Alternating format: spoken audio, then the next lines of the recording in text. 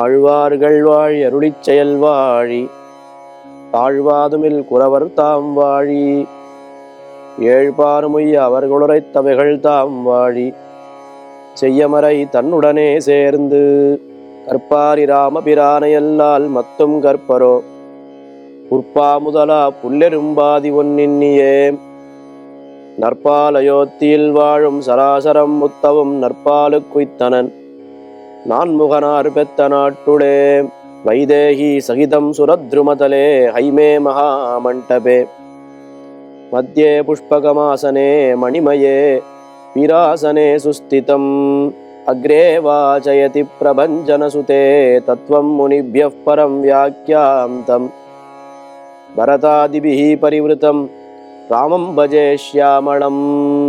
ஸ்ரீயப்பதியான சர்வேஸ்வரன் ஸ்ரீ வைகுண்டத்திலே நித்தியமுக்தர்களுக்கு சேவை கொடுத்து கொண்டு பரமானந்த அனுபவத்தை பண்ணிக்கொண்டிருக்கிறான்.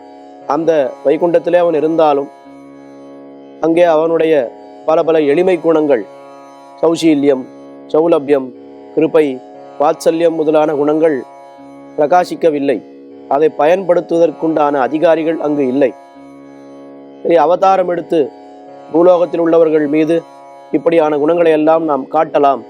இன்னும் அவதாரம் எடுக்கிறான், ராமனாக அவதாரம் எடுக்கிறான். அவன் ராமனாக அவதாரம் எடுத்த காலத்திலேயும் ஒரு சக்கரவர்த்திக்கு பிள்ளையாக பிறந்ததனால் பெரிய கட்டுக்காவல், அரண்மனை, என்னை யாரும் பார்க்கவே முடியாது, என்ன இப்படியெல்லாம் ஆகிவிட்டது.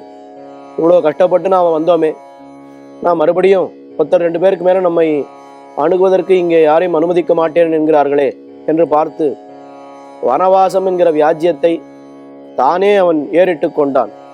எப்படியாவது வனத்துக்கு போய், இந்த அரண்மனையை விட்டு தப்பித்து போய் வனத்துக்கு போய் நாம் இஷ்டத்துக்கு திரியணும், இங்கே யார் யார் வருகிறார்களோ எல்லோருக்கும் நாம் அனுகிரகம் செய்ய வேண்டும் என்று இந்த வனவாசத்திற்கு புறப்பட்டான்.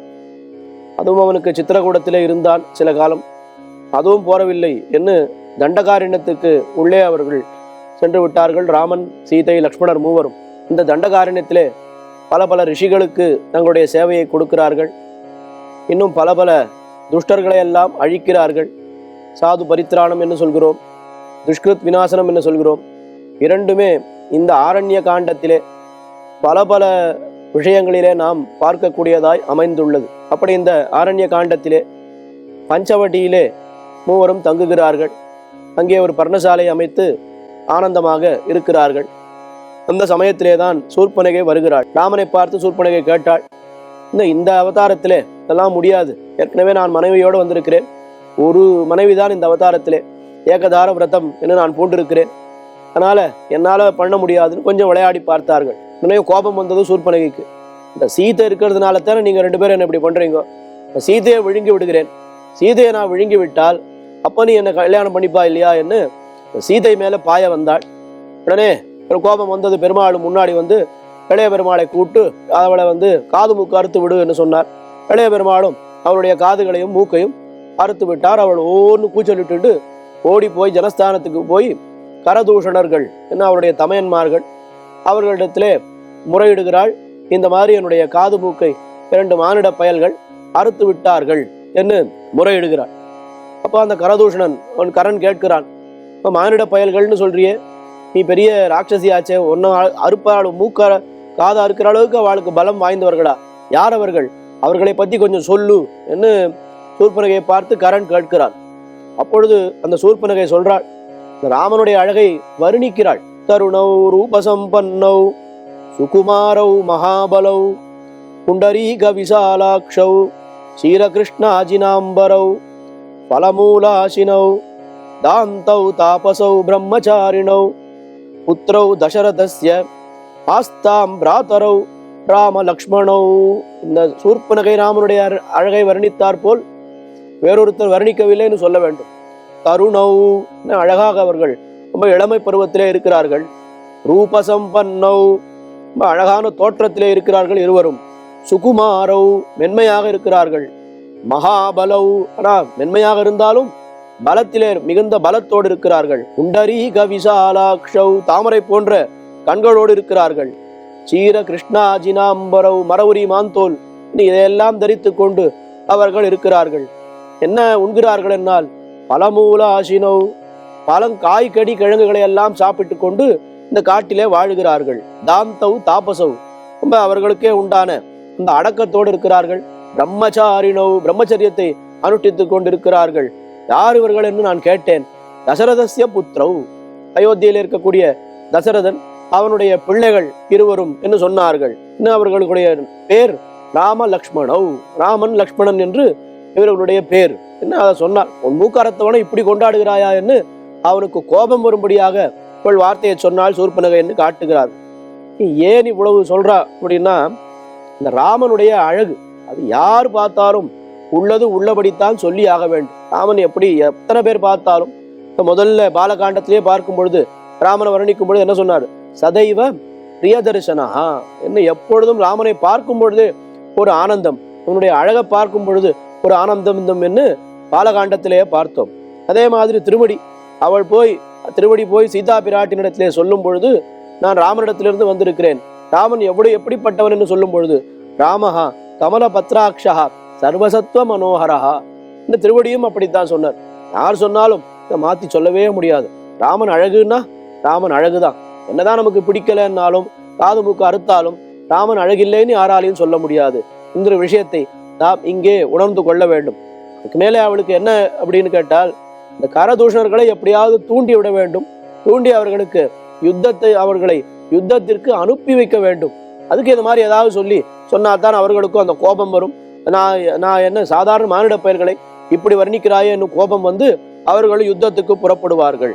என்ன அப்படி சொன்னாள்? நீ சீதை இருக்கிறாளே, அவள் எப்படிப்பட்டவள் என்னால், தருணி ரூபசம்பன்னா சர்வாபரண பூஷிதா திருஷ்டா தத்ர மயா நாரி தயோர் மத்தியே சுமத்தியமா.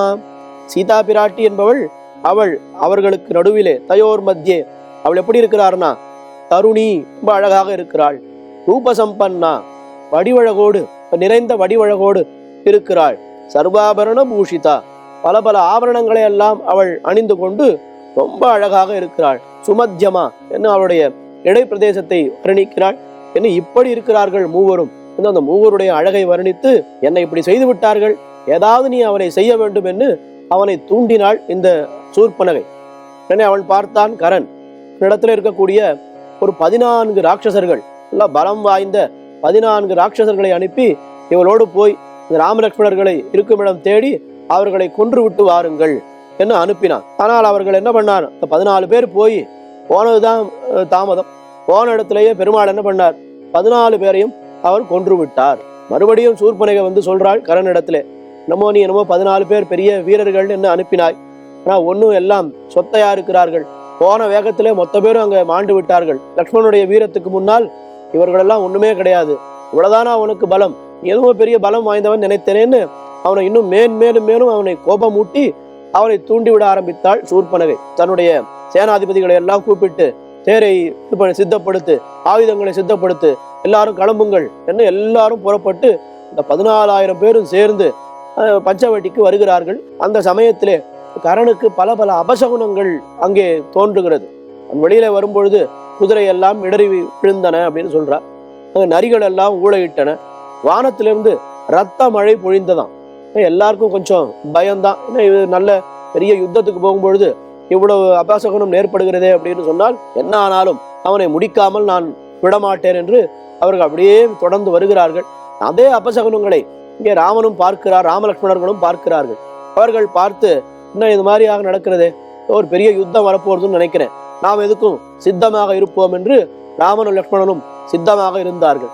அப்போ ராமன் பெருமாள் சொன்னார் இளைய பெருமாளை பார்த்து, இன்னைக்கு பெரிய யுத்தம் நடக்க போறது, நான் சீதை இங்க இருக்கக்கூடாது, சீதை தனியாக இருந்தால் ஆபத்து, நீ சீதையை கொண்டு போய் ஏதாவது ஒரு குகைக்குள்ள வைத்து அவளை நீ காப்பாற்று.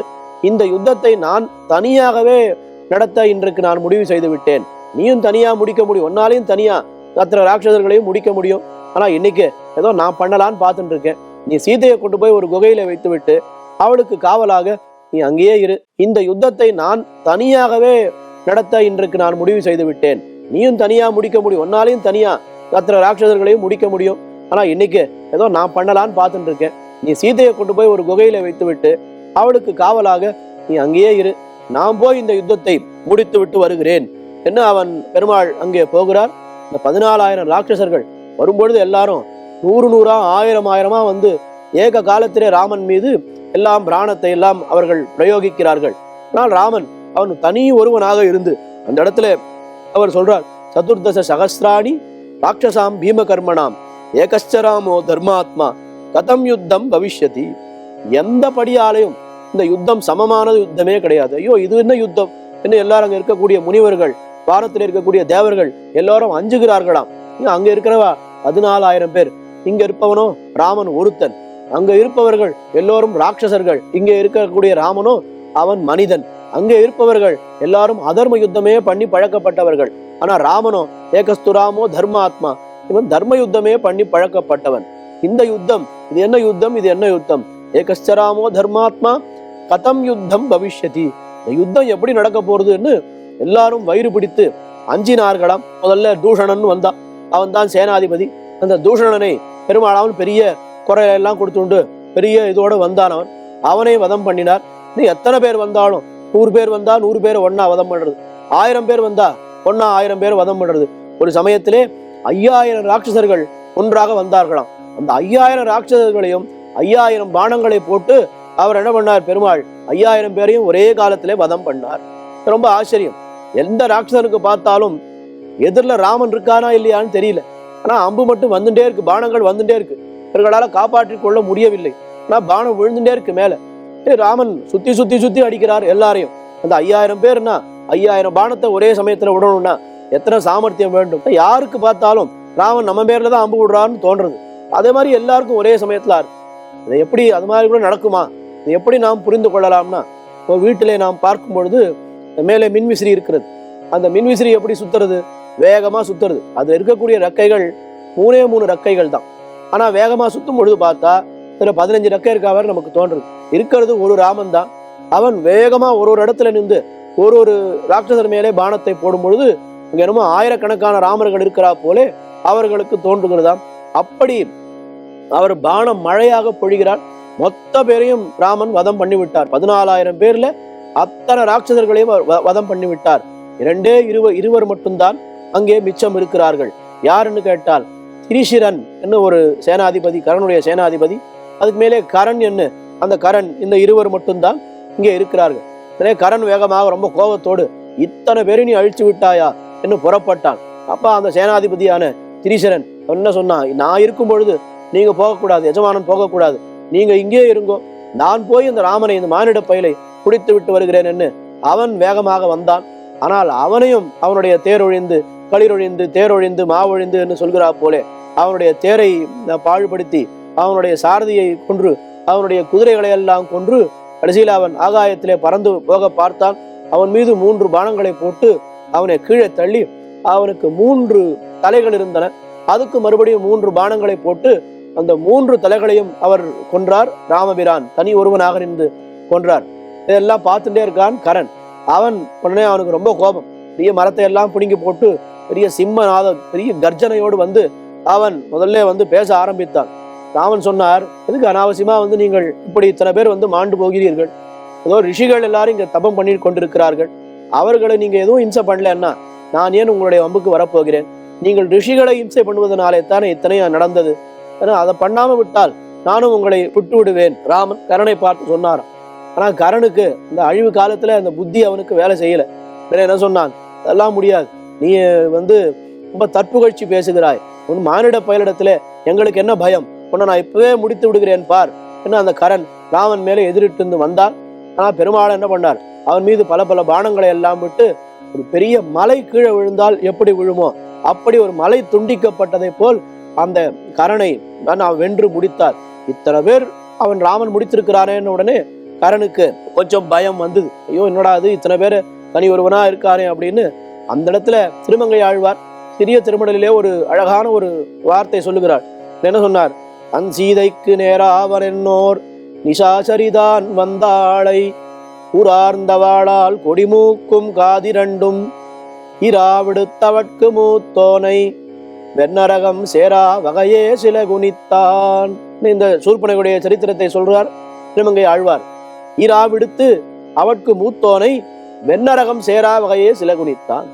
அவன் நரகம் போகாதபடிக்கு பிள்ளை வளைத்தான் ராமபிரான் என்ன திருவங்கை ஆழ்வாருடைய பாசுரம். சாதாரணமா எல்லாரும் என்ன அர்த்தம் பண்ணான்னா, நரகம் போகாதபடிக்கு வில்லை வளைத்தார்னு சொன்னா என்ன அர்த்தம்? ஓஹோ, அவன் பெரிய வீரன் கரண், அவன் வீர ஸ்வர்க்கம்தான் அவனுக்கு கிடைக்கும், அதனால நரகத்துக்கு அனுப்பாமல் அவனுக்கு அவனை ஸ்வர்க்கத்துக்கு பெருமாள் அனுப்பினார் என்று இப்படித்தான் எல்லோரும் வியாக்கியானம் பண்ணினார்கள். ஆனால் பராசர பட்டர் என்கிற ஆச்சாரியர், சுவாமி ராமானுஜனுடைய நேர் சீடரான பராசர பட்டர், அவர் என்ன அர்த்தம் பண்ணார்னா, இல்ல வெண்ணரகம் சேரா வகையே சிலை குனித்தான் என்று சொன்னால் என்ன அர்த்தம்னா, இதுக்கு மேலே இவன் பார்க்க வேண்டிய நரகம் என்று ஒண்ணு கிடையவே கிடையாது. அந்த இருந்த இடத்திலேயே அவன் எல்லா நரக வேதனையும் அனுபவித்து விட்டான். எப்படின்னா, தன்னுடைய தேர் ஒழிந்து களிர் ஒழிந்து மா ஒழிந்துன்னு அவனுடைய தேர் போயிடுத்து, சாரதி போயிடுத்து, குதிரைகள் போயிடுத்து, அவனோடு வந்த தூஷணன் திரிசரன் என்று எத்தனை ராட்சசர்கள் வந்தாலும் அத்தனை பேரும் ஆண்டு விட்டார்கள். பெரிய அந்த இடமே ரத்த கலரையா இருக்கு. கை தனியா கிடக்கிறது, கால் தனியா கிடக்கிறது, தலை தனியா கிடக்கிறதுன்னு அந்த ஒரு மாம்ச மலையிலே அவன் நின்று கொண்டிருக்கிறான். அப்போ அந்த ராமன் இந்த வெள்ளிலே நாணை ஏத்தி அவள் சித்தமா யுத்தத்துக்கு நின்று கொண்டிருக்கின்ற அந்த ஒரு சேவையை பார்த்து, அந்த கோலத்தை பார்க்கும் பொழுது அவன் அனுபவிக்காத நரக வேதனையே கிடையாது.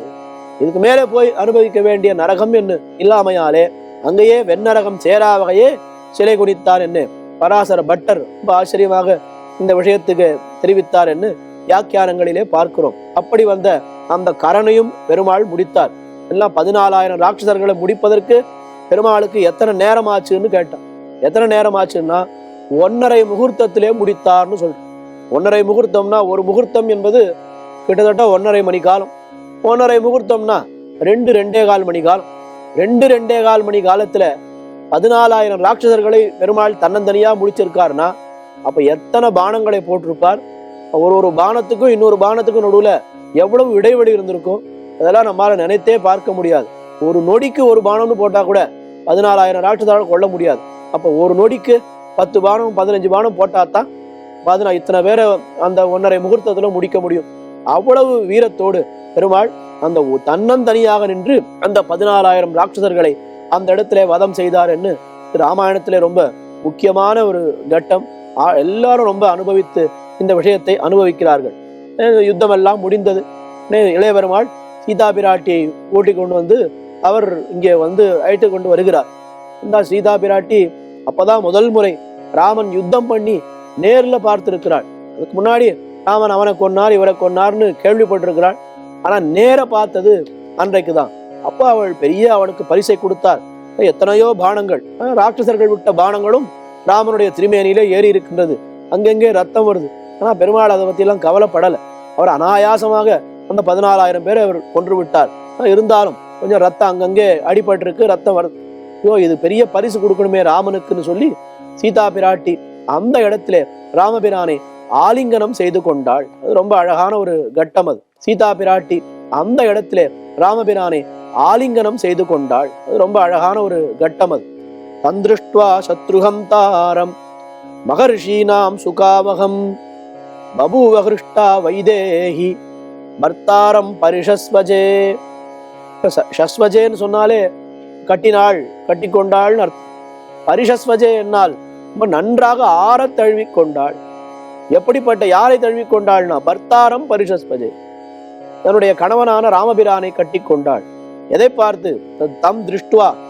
இந்த ஸ்லோகத்துக்கு பராசரப்பட்டர் வியாக்கியானம் பண்ணியிருக்கார். எப்படி வியாக்கியானம்னா, ஒரு பதம் பதமா எடுத்து ஒவ்வொரு பதத்துக்கும் 6 அர்த்தம் 8 அர்த்தம் காட்டுவார். வியாக்கியானம் மட்டும் எங்கேயாவது 2-2.5 பக்கம் இருக்கும். தம்முனா அதுக்கு எத்தனை அர்த்தம், திருஷ்டுவான்னா அதுக்கு எத்தனை அர்த்தம், சத்ரு ஹந்தாரம்னா அதுக்கு எத்தனை அர்த்தம், இன்னும் ஒவ்வொரு வார்த்தையாக பிரித்து ஒவ்வொரு வார்த்தைக்கும் 8 அர்த்தம் 10 அர்த்தம் அவர் காட்டுகிறார் பராசர பட்டர். எல்லாத்தையும் அனுபவிக்கணும். ஆனால் முதல் இந்த ஸ்லோகத்தினுடைய திரண்ட கருத்து என்னால், அந்த ராமனை பார்த்து தம் திருஷ்டுவா, சாதாரணமா வியாக்கியானம் பண்றவா என்ன பண்ணுவார்னா வைதேகி ஹிருஷ்டா பபுவன்னு தான் வியாக்கியானம் பண்ணணும். ஏன்னா பபுவ ஹிருஷ்டா வைதேகின்னா வாக்கியம் ஒட்டாது. வைதேகி சீதையானவள், ஹிருஷ்டா பபுவ சந்தோஷப்பட்டவளாக ஆனாள், இப்படித்தான் வியாக்கியானம் பண்ணணும். ஆனா ஆச்சாரியர்கள், நம்பிள்ளை முதலான ஆச்சாரியர்கள் நேர அப்படியே வியாக்கியானம் பண்றா. பபுவ, பபுவன்னா என்ன அர்த்தம்? இருந்தாள்னு அர்த்தம். அதுக்கு முன்னாடி அவளுக்கு இருப்பே இல்லையா. இத்தனை பேரும் தொலைந்தார்கள் என்று தெரிந்த பிற்பாடுதான் பபுவ தாம் உழலானாள். அப்பதான் அவள் ஓஹோ சீதைன்னு ஒருத்தி இருக்கான்றதே அப்பதான் நமக்கு தெரிய வருகிறது. அதுக்கு மேலதான் ஹிருஷ்டா, ஒரு இருந்தா அவளுக்கு ஒரு குணம்ன்றது தன்னிடையே வரப்போகிறது. இருக்கலன்னா அது வரைக்கும் எந்த குணமும் கிடையாது. ஒருத்தர் இருக்காருன்னா தான் அவருக்கு குணம் வரப்போகிறது. முதல்ல பபுவ, கிருஷ்டா, அதுக்கு மேல வைதேகி. ஏன் சீதைக்கு எத்தனையோ பேர் இருக்கிறது, அதையெல்லாம் சொல்லாமல் ஏன் வைதேகின்னு ரிஷி சொன்னார்னு ரொம்ப விசாரம் பண்ணி அழகாக சொல்றார். ஏன்னா ஏன் வைதேகின்னு சொன்னா, விதேகனுடைய பெண், ஜனகருடைய பெண்ணாச்சே. அந்த ஜனகர் எப்படிப்பட்டவர்னால் வீரவாசி அரியங்குடியிலே பிறந்தவள், ரொம்ப வீரமான ஒரு குலத்திலே பிறந்தவள் சீதா பிராட்டி. அவர் என்ன பண்ணார், அவருடைய தகப்பனார், ஒரு வில்லை முறிக்க என்னை கொடுத்த எங்கள் ஐயர் தனியே நின்று 14,000 ராட்சசரை கொன்ற வீரவாசியை கண்டால் என் படுவரோ என்று அவளை நினைத்தாள். சாதாரண ஒரு பெரிய வில்லு, அந்த வில்ல முறிச்ச வீரத்தை எங்களுடைய அப்பா பார்த்தார், ஜனகராஜன் பார்த்திருக்கிறார். அதுக்கே அவர் அவ்வளவு கொண்டாடி என்னை கொடுத்தாரே ராமபிரானுக்கு. ஆனால் அந்த ராமபிரான் தனி ஒருவனாக நின்று இங்கே 14,000 ராட்சசர்களை தொலைத்ததை அவர் பார்த்தால் எவ்வளவு சந்தோஷப்படுவார். தகப்பனாரை நினைத்தாள், அதனால வைதேகி அப்படின்னு சொன்னார். பர்த்தாரம் பரிஷஸ்வஜே, பர்த்தாரம் என்னால் கணவனைன்னு அர்த்தம். இது வரைக்கும் அவள் நினைத்து கொண்டிருந்தது என்னன்னா, எங்க அப்பா இவருக்கு கல்யாணம் பண்ணி வச்சிருக்கார், இவர் எனக்கு கணவனா வந்திருக்கிறார் ஏன்னா அப்படிதான் நினைத்து கொண்டிருந்தார் சீதா பிராட்டி. ஆனா இன்னைக்கு பர்த்தாரம்ன்ற வார்த்தைக்கு உண்மையான இப்போதாயித்து ஆண் பிள்ளை என்று அணைத்தது. ஆண் பிள்ளை, ஆஹா என்ன வீரம் என்ன வீரம் ராமபிரானுக்குன்னு ஆண் பிள்ளை என்று அணைத்ததுன்னு சொன்ன. அதுக்கு மேலே சொன்ன, அயோத்தியா காண்டத்துல காட்டுக்கு வரணும், நானும் காட்டுக்கு வரேன்னு பிராட்டி சொன்ன. அப்ப பெருமாள் என்ன சொன்னார், அதெல்லாம் நீ வரக்கூடாதுன்னு சொன்ன. உனக்கு என்ன அவ்வளவு தைரியம் கூட இல்லையா? ஸ்திரியம் புருஷ விக்கிரகம், எங்க அப்பா ஆண் பிள்ளைக்கு கல்யாணம் பண்ணி கொடுத்துருக்கேன்னு நினைச்சார்.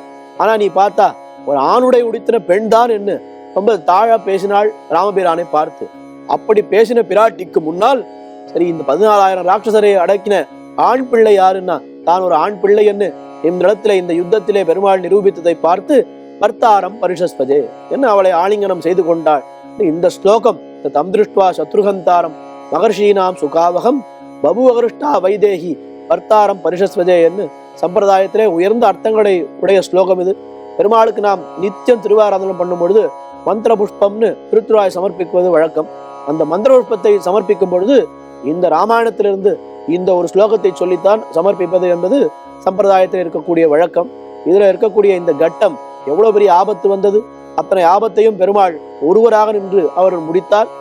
முடித்ததற்கு பரிசாக பெரிய ஆலிங்கனம் தழுவிக்கொண்டு தழுவிக்கொண்டாள் பிராட்டி என்பதெல்லாம் இந்த விஷயத்திலே நாம் இந்த கட்டத்திலே நினைக்க வேண்டும். மேலே தொடர்ந்து வரக்கூடிய விஷயங்களை நாளைய தினம் அனுபவிப்போம். மங்களம் கோசலேந்திராய மகனீய குணாப்தயே சக்கரவர்த்தி தனூஜாய சார்வபௌமாய மங்களம். ஸ்ரீமதே ரம்யஜாமாத்ரு முனீந்திராய மகாத்மனே ஸ்ரீரங்க வாசினே பூயாத் நித்யஸ்ரீர் நித்யமங்களம்.